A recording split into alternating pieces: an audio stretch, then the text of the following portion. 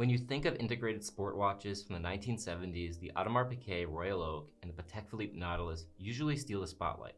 And they deserve it. They help define the entire category. But there's another watch from that era that doesn't always get the recognition it deserves, the Girard-Perregaux Laureato. I recently spent some time with the 38mm sage green version, and it's one of those watches that quietly makes an impression the more you wear it. The Laureato first came out in 1975, a little after the Royal Oak and just before the Nautilus.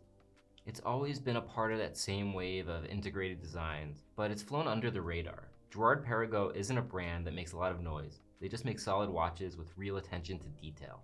What's nice about the Laureato is how consistent it's been. The octagonal bezel, the textured clou de Paris dial, the combination of brushed and polished surfaces, those core design elements have been there from the beginning, and they're still here in this version. It's one of those designs that never really needed to chase trends.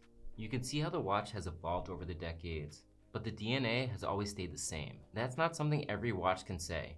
Plenty of brands have tried to reinvent themselves along the way, sometimes losing what made them special in the first place. But the Laureato has stayed true to itself. One of the first things that stood out to me was the size.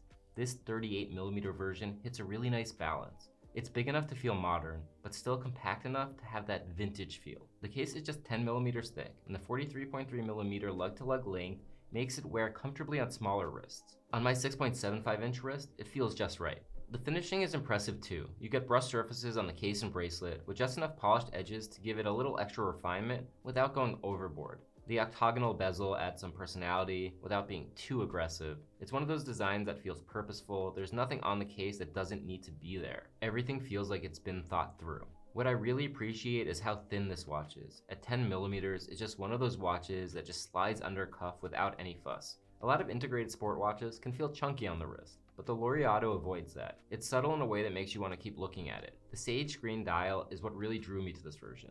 It's not a loud green, it's muted, earthy, and shifts between olive and gray depending on the light. It feels a little different from a lot of the bold green dials out there right now. The clou de Paris pattern adds texture without making the dial too busy. One of my favorite details is the rose gold GP logo at 12 o'clock and the matching rose gold seconds hand. Everything else on the dial is rhodium plated, so these little touches of gold gives the watch just a bit of contrast without feeling flashy. It's a kind of small design choice that makes the watch feel more thoughtful. It shows that the designers were paying attention, they knew when to hold back, and when to add just a little something extra. The date window at 3 o'clock is another subtle touch. It's color matched to the dial, so it blends in instead of standing out. I'm always a fan of date windows that don't disrupt the symmetry of the dial, and Girard-Perregaux nailed that here. The integrated bracelet is another highlight. The mix of brushed H-links and polished connectors give it a nice balance between sporty and dressy. I always like when brands use both finishes. It makes the watch feel a little more versatile. The butterfly clasp blends into the design nicely, and the whole bracelet drapes really well on the wrist. One thing I've noticed with integrated bracelets is that they can sometimes feel stiff, especially when they're brand new. But this bracelet feels supple right out of the box. It's one of those little things that makes a big difference in how the watch feels day to day. Inside is the GP033003476 automatic movement. It's not the flashiest movement out there, but it's reliable and nicely finished. You can see it through the sapphire caseback with Geneva stripes, perlage, and a pink gold rotor that adds a little warmth. It's got a 46-hour power reserve. Nothing groundbreaking, but more than enough for everyday wear. Girard-Perregaux isn't a brand that brags about their movements, but they've been making in-house calibers for a long time. The GP03300 might not break any records, but it's a proven workhorse, and sometimes that's exactly what you want in a watch like this. On the wrist, the Laureato 38mm feels really natural. I've tried on a lot of integrated bracelet watches, and they all wear a little differently.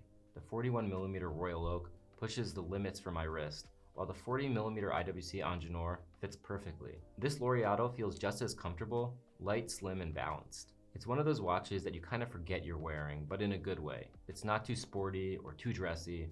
It fits right in that middle ground where you can wear it every day without thinking too much about it. When you talk about integrated sport watches, the Royal Oak, Nautilus, and Overseas always come up. Those watches are icons, but they've also become symbols of status and skyrocketing prices. The Laureato feels different. It's a little more under the radar, more about good design than making a statement. If you're looking for a luxury sport watch without the hype, the Laureato is one of the best options out there. The sage green dial just adds to that low-key charm. Spending time with the Girard-Perregaux Laureato 38mm sage green made me appreciate how much thought went into this watch. It's not flashy or trying to grab attention. It's one of those pieces that gets better the more time you spend with it. At $14,900, it's definitely a luxury watch. but compared to some of its competitors, it feels like a bit of a sleeper. If you appreciate subtle design and great finishing, the Laureato deserves a closer look. Let me know what you think of the Laureato Sage Green in the comments. Is it underrated, or does it deserve to stay under the radar? And if you enjoyed this video, make sure to like, subscribe, and I'll see you on the next one.